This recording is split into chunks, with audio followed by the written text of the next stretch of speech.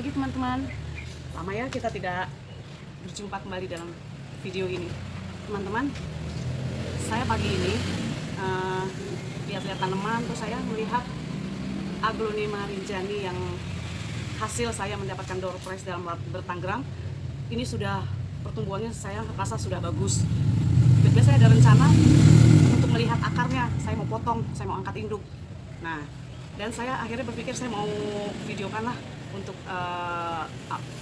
review buat teman-teman bagaimana pertumbuhan atau hasil dari tanaman rinjani saya ini.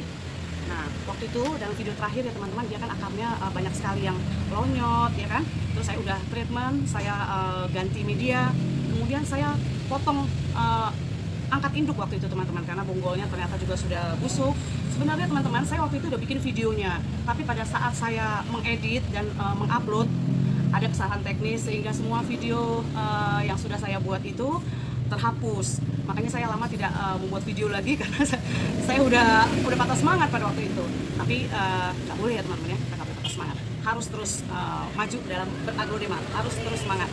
Nah, jadi waktu itu saya udah angkat induknya, bonggolnya, anaknya pun saya sudah pisahkan, tapi anaknya ternyata mati karena memang pada dasarnya dia ada penyakit ya teman-teman, ada penyakit. Waktu itu ada spot merah dan banyak lonyot. Nah, terakhir saya angkat induknya dengan angkat induk dengan sedikit akar, dan ini hasilnya teman-teman. Tuh, saya taruh di pot ini tadinya. Ini medianya, dan saya sudah bongkar. Ini hasilnya sudah banyak banget ya teman-teman ya, akarnya ya, dan akar-akar ini sehat. Jadi teman-teman, sekarang saya ingin memperbanyak tanaman ini dengan cara saya mau mengangkat induknya lagi seperti yang sebelumnya.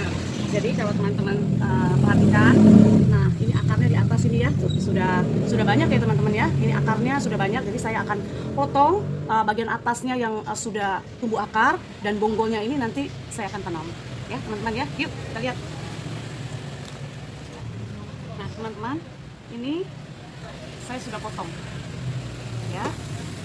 Ini akarnya bersih, batangnya bersih ya, tidak ada spot merah. Nah, ini bukan spot merah ya, ini tanahnya ya teman-teman ya, medianya ini medianya.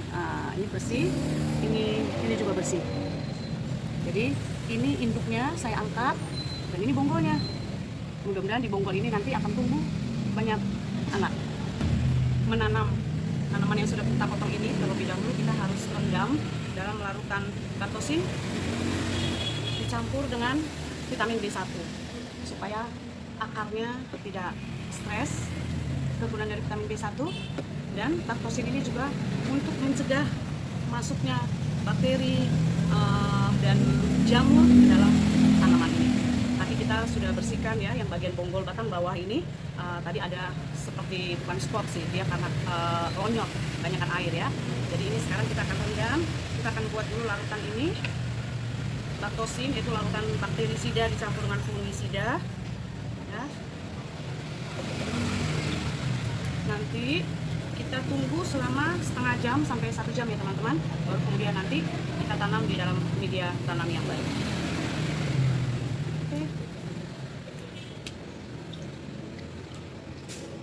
Oke teman-teman, kita rendam terlebih dahulu. Itu juga dengan bonggolnya.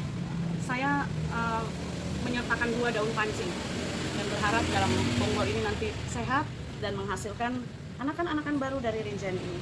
Nah ini teman-teman, sesudah kita rendam selama sekitar 1 jam dalam larutan batosin plus vitamin B1. Sekarang sebelum kita tutup lukanya, kita bersihkan dulu daunnya. Daunnya ini kita bersihkan dalam larutan air dicampur dengan insektisida. Insektisida saya pakai di sini adalah neem oil dari RJ37.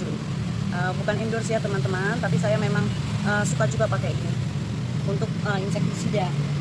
Di daun ini kan terkadang ada jamur atau ada kadang kutu sisik. Nah ini bisa kita hilangkan dengan kita membersihkan daun-daunnya, batangnya, kan batang-batangnya, akarnya, supaya segala macam insektisida, serangga ataupun kutu itu terhindar dari akarnya ya. Nanti sesudah kita bersihkan seperti ini, kita keringkan ya teman-teman ya, kita keringkan bekas lukanya, batangnya ya, baru nanti kita tutup dengan penutup luka. Penutup luka bisa kita pakai betadine atau kapur sirih, ya kan? Nah, ini saya sekarang ini lebih suka memakai yang praktis, yaitu salep kambium. Salep kambium juga dari RJ37. Buat saya udah pengalaman saya bagus ya teman-teman ya. Jadi kalau teman-teman mau coba silakan ya, tidak ada salahnya mencoba. Kalau hasilnya bagus ya kita teruskan. Kebetulan buat saya bagus ya teman-teman ya. Nah, ini ada sedikit ini spot kecil ya, kita hilangkan dulu. Nah, ini nanti jangka panjangnya jadi tidak baik. Nah, ini namanya ini bonggol udah tua ya teman-teman ya. Dia udah menghasilkan berapa anak kita Nah, jadi ini kita bersihkan sekalian batangnya. Nah, sekarang batangnya sudah bersih ya. Nah, baru nanti sesudah kita keringkan dengan tisu kasukannya ini, kita tinggal oleskan salep kambium. Salep kambium dari RJ37 ini teman-teman. Nah, salep kambium dari RJ37 ya. Nah, ini tipis-tipis aja ya teman-teman ya. Tipis.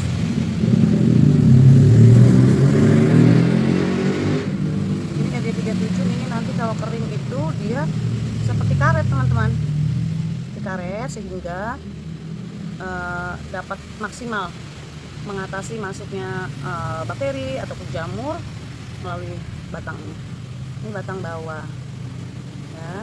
Kemudian juga ini batang atasnya ya, yang ini kan kita menyertakan 2 daun pancing ya teman-teman ya. Ya, berharap nanti anak-anaknya muncul lah, minimal 3, karena dari 2 daun pancing ini kan kita sudah dapat 2. Setelah lukanya ditutup, saya juga oleskan perangsang akar teman-teman, karena saya sudah merasakan betapa pentingnya perangsang akar itu. Saya pakai juga dari RJ37 yaitu root fig ya. Saya pakai root fig.